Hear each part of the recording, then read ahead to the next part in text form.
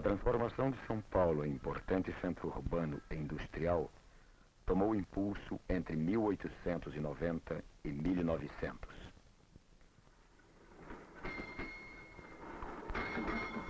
O crescimento da cidade deveu-se a que ela se transformar em importante centro ferroviário e entreposto da produção cafeeira que seria exportada pelo Porto de Santos, também influindo o influxo da massa de emigrantes.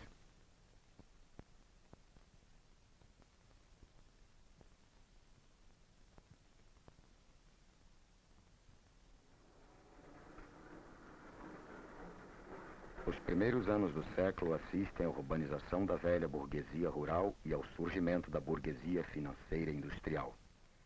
A expansão e diversificação das classes médias e ao surgimento de uma classe até então desconhecida, o proletariado urbano. Proletariado este constituído na sua maior parte de emigrantes com preponderância de italianos. E da Genova il Sirio partivano per l'America varcare i confini, e da bordo cantar si sentivano tutti allegri del suo destino. Urto il Sirio.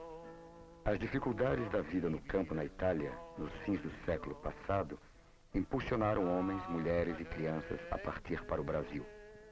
La misera padri e madri bracciava i suoi figli che si sparivano fra le onde del mar. Embarcavam, atraídos pelo enorme aparato de propaganda montado em toda a Itália pelos fazendeiros paulistas necessitados de mão de obra para suas plantações. Vinham com a esperança de melhorar suas vidas comprando um bom lote de terra. Entretanto, os fazendeiros, a quem não interessava o surgimento de uma classe de pequenos proprietários, frustrariam seus sonhos dificultando ao máximo o seu acesso à propriedade da terra.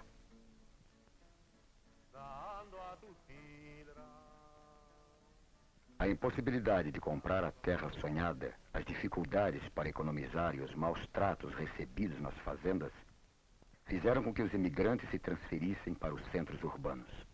Italianos, espanhóis e portugueses constituiriam em 1901 uma força de trabalho de 50 mil pessoas ao serviço da industrialização da cidade de São Paulo.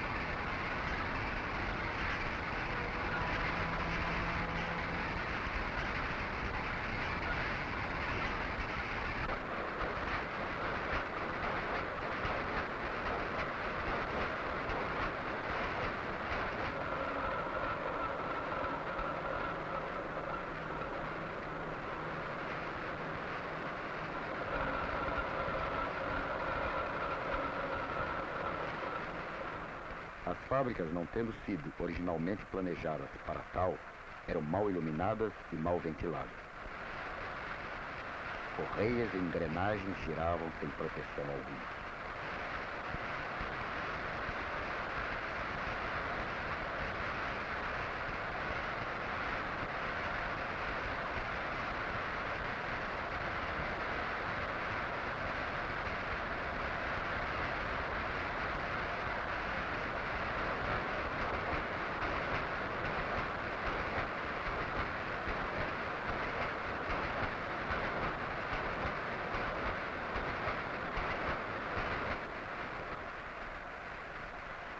A jornada de trabalho era em média de 16 horas, sendo muito grande o número de mulheres e crianças entre o operariado.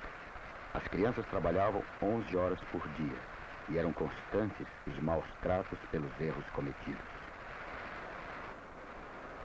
Os salários eram baixíssimos, flutuando conforme as necessidades do empregador, não existindo o salário mínimo.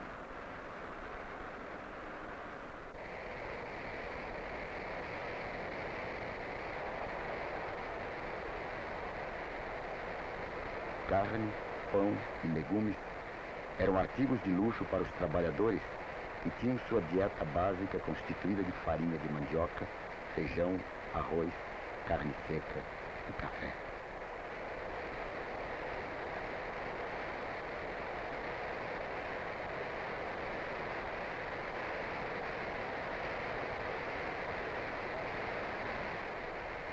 É assim que o trabalhador, desprotegido nos acidentes de trabalho e na velhice, começa a sentir a necessidade de agrupar-se. Dentro de um critério de autodefesa, uniram-se operários de diversas profissões, constituindo caixas beneficentes e associações de mútuo socorro.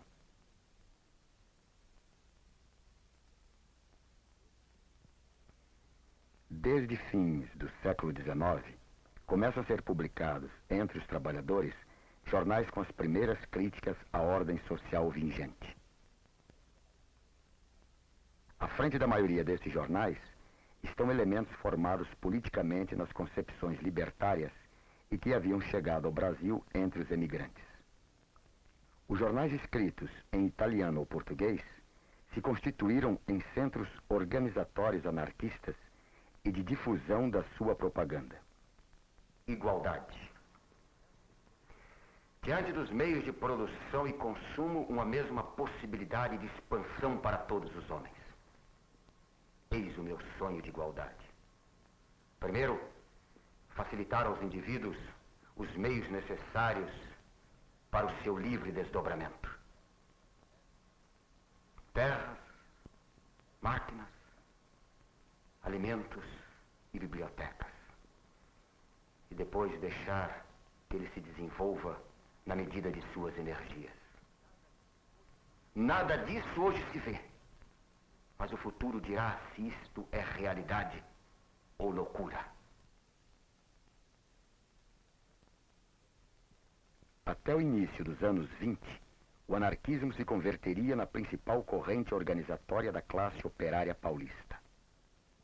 Os anarquistas, em contraposição às associações de mútuo socorro, definiam o sindicato como órgão de luta que recusa funções assistenciais, instrumento de conquista dos mínimos direitos da classe trabalhadora. Seriam eles os principais responsáveis pela vitalização e consciência da organização sindical nascente, e também quem dirigiriam, de uma forma ou de outra, as principais manifestações da classe operária paulista no período.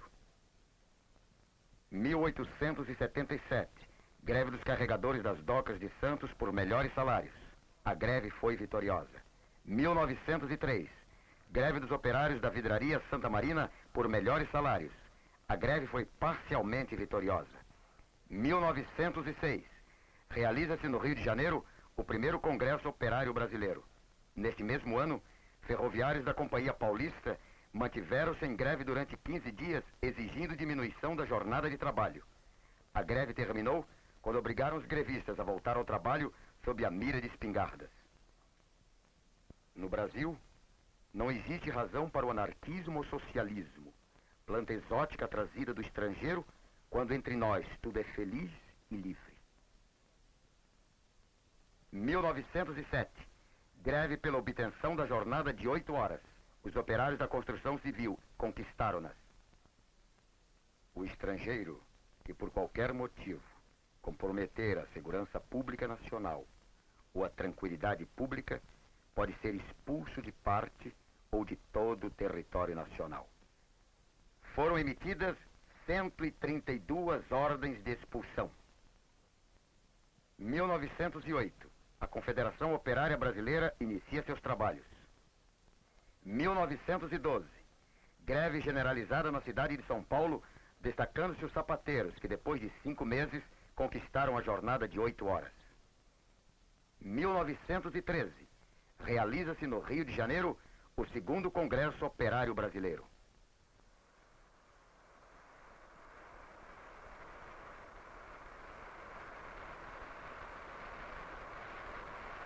A crise internacional iniciada em meados de 1913, agravando-se no curso do ano seguinte com a deflagração do conflito mundial, tem um grande impacto no Brasil. Naquele ano, os preços dos produtos de exportação caem abruptamente e a manutenção do elevado nível de importações provoca grande déficit na balança comercial. O início do conflito mundial provoca a paralisação da entrada de capitais estrangeiros, ao mesmo tempo em que o país se vê obrigado a remeter ao exterior 10 milhões de libras esterlinas para atender compromissos de dívida externa.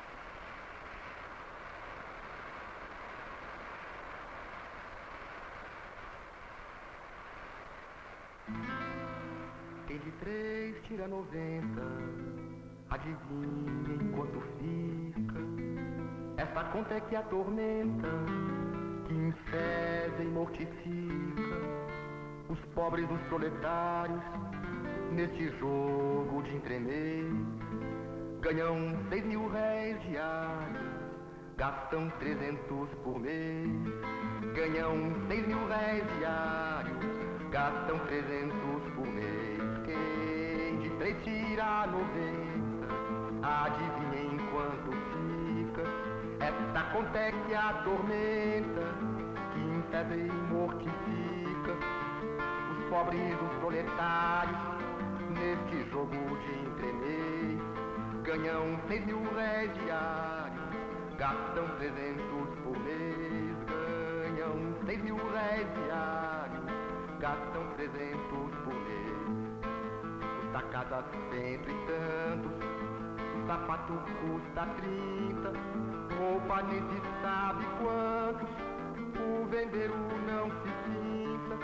Médico, farmácia, pouco ou bastante, mas é ali, só mesmo ficando louco, com pensão no Juqueri.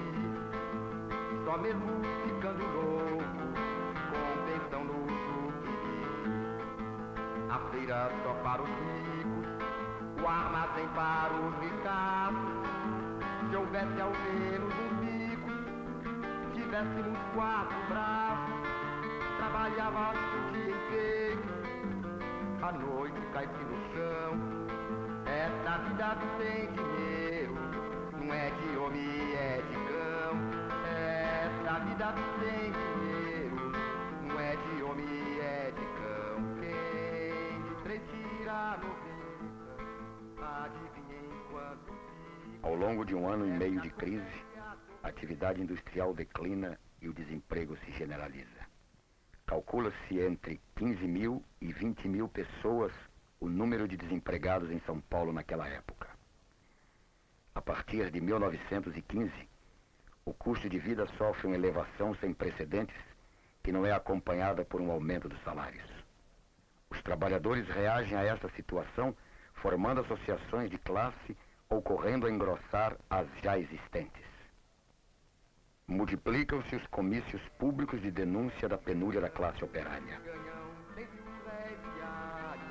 Gastam 300 por mês, ganham 6.000 réis diários, gastam 300 por mês, ganham 6.000 réis diários. Como medida paliativa, começam a ser distribuídas sopas e pães nos bairros pobres.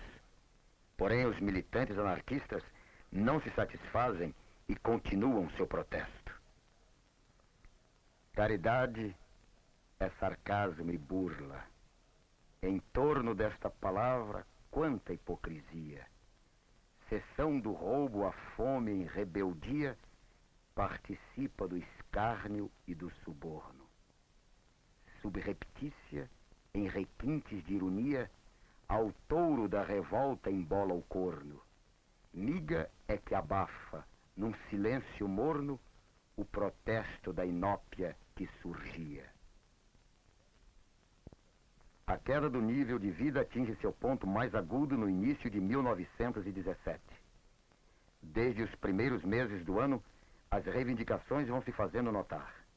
O surgimento do jornal A Plebe é reflexo dessa nova etapa que começa a surgir. O cotonifício Cresp, grande empresa de fiação e tecelagem de algodão, com mais de 2.000 trabalhadores, é centro de prolongados conflitos. A 9 de junho, a decisão patronal prolongando o serviço noturno é respondida com a exigência de aumento salarial. Uma seção da fábrica, abrangendo 400 trabalhadores, entra em greve e as reivindicações se ampliam. Abolição das multas, regulamentação do trabalho de mulheres e crianças, modificação do regime interno da empresa, supressão da contribuição pró-pátria. Cresp recusa-se a acolher as exigências e paralisa a fábrica.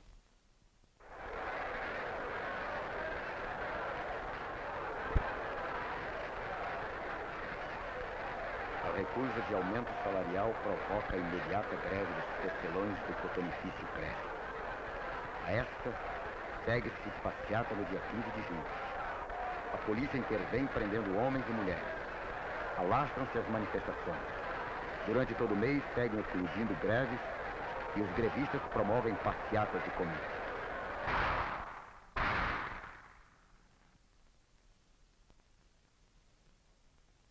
Na manhã de 9 de julho, no enfrentamento entre operários e cavalerianos da força pública, o sapateiro anarquista Antônio Martínez é ferido, vindo a falecer no dia seguinte.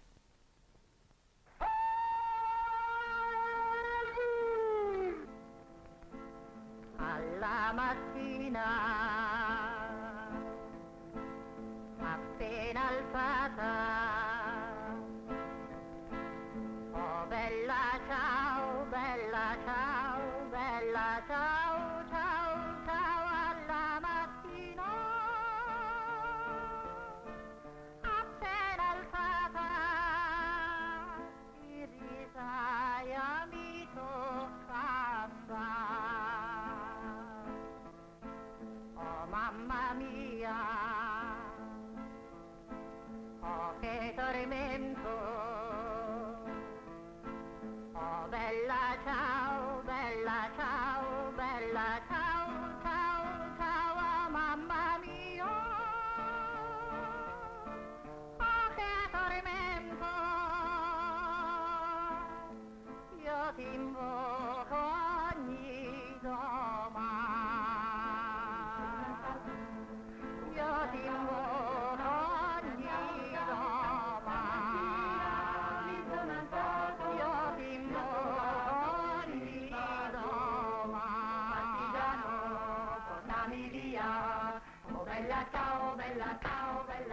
A paralisação se estende. O enterro do jovem Martínez simboliza o momento de passagem de uma grande greve para uma paralisação geral da cidade. O número de grevistas cresce rapidamente de 15 para 25 e 45 mil pessoas.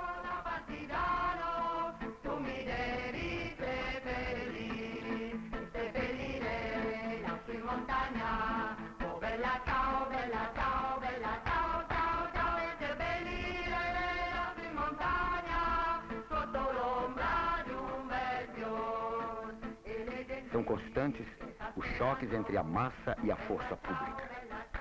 7.000 milicianos são deslocados do interior para a capital do estado e cruzadores são enviados ao Porto de Santos.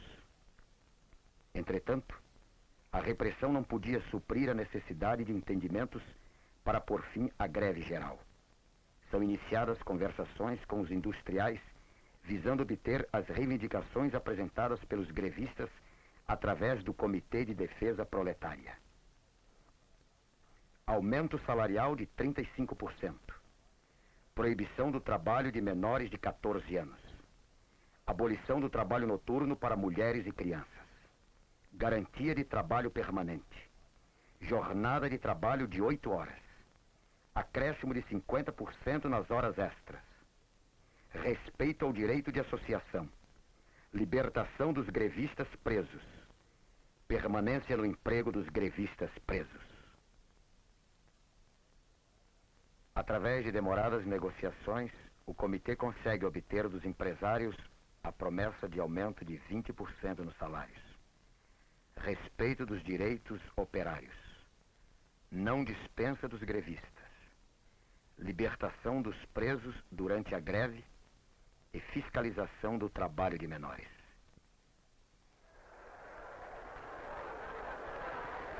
A proposta patronal é transmitida aos operários através de 3 grandes comícios.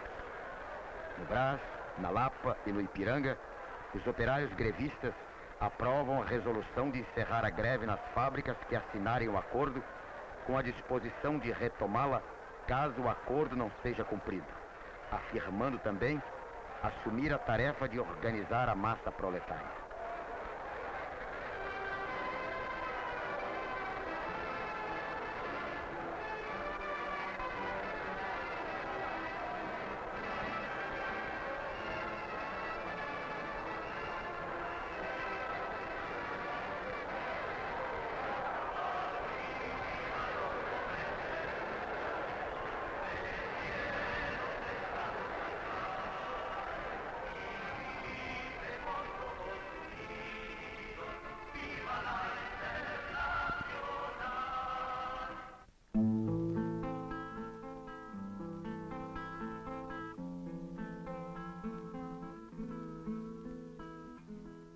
Após 45 dias, recomeça em São Paulo a vida cotidiana.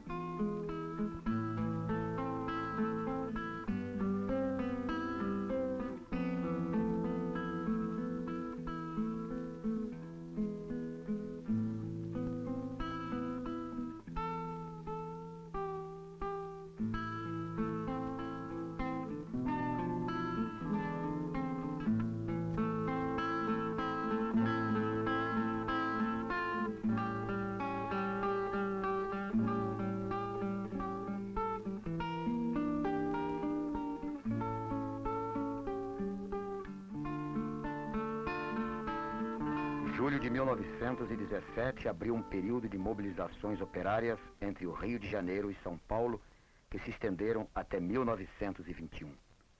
Todas elas, não obstante suas particularidades, tendo objetivos comuns: a melhoria das condições econômicas dos trabalhadores e o reconhecimento das suas organizações sindicais, que começavam a ganhar representatividade.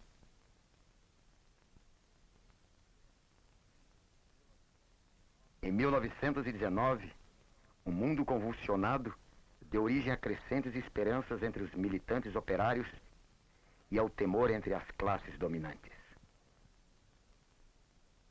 As mobilizações operárias passaram a ser consideradas obra de uma conspiração internacional. Os empresários, pela primeira vez, empreendem ofensiva organizada contra o operariado. Utilizando-se da lei de expulsão de estrangeiros, inúmeras prisões e deportações das lideranças operárias são realizadas. Os jornais e associações operárias são fechados e seus responsáveis perseguidos, visando impedir que fossem empregados em qualquer indústria do estado de São Paulo. Os operários mais combativos são relacionados nas listas negras. Assim, o movimento operário entra em uma longa depressão que se estende por toda a década de 20. As lideranças anarquistas foram lentamente perdendo prestígio na medida em que não se criaram condições que garantissem as mínimas conquistas alcançadas. Mas um dos principais acontecimentos na vida política da velha república foi o surgimento de um movimento social de base operária nos centros urbanos do país. Movimento este que refletiu-se em diversos níveis. No maior número de greves da história brasileira, concentrado em poucos anos até 1945. Na realização de algumas grandes manifestações de massa. No avanço da sindicalização.